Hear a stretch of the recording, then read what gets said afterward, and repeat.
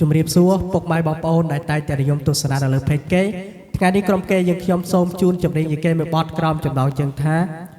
តម្លៃជាមនុស្សដោយយកតាមដំណំបទឆាំឈើជាទម្រង់យីគេដូច្នេះសូមរីករាយទស្សនានិងស្ដាប់កំសាន្តដូចតទៅ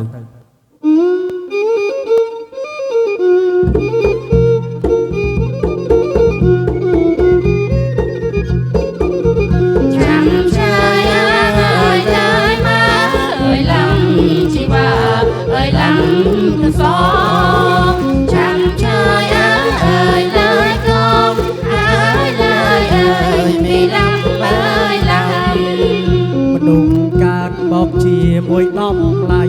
មិនអាចកាត់ថ្លៃមិនអាចចរចាមនុស្សកើតមកជាមួយតម្លៃមិនអាចកាត់ថ្លៃមិនអាចចរចាអ្នកនឹងរឹងមាំបើចេះម្ចាស់ការប្រាកាយវាចាចិត្តដោយខ្លួនឯងអំពើមាក់ងាយលើភេទឬវ័យទោះយេនដឺអ្វីមិនមែនកំផ្លែងអំពើមាក់ងាយលើភេទឬវ័យទោះយេនដឺអ្វី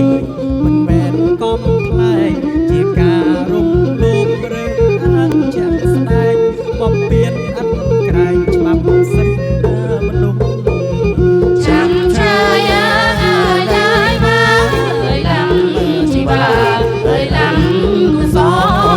លចាំឆាយាហើយឡាយកងហើយឡើយអើយពីឡាំហើយឡាំតោះយើងរឹងមាំបំបែករនាំងប្រើច្បាប់រៀបរៀងអំពើទាំងនោះតោះយើងរឹងមាំបំបែករនាំងប្រើច្បាប់រៀបរៀង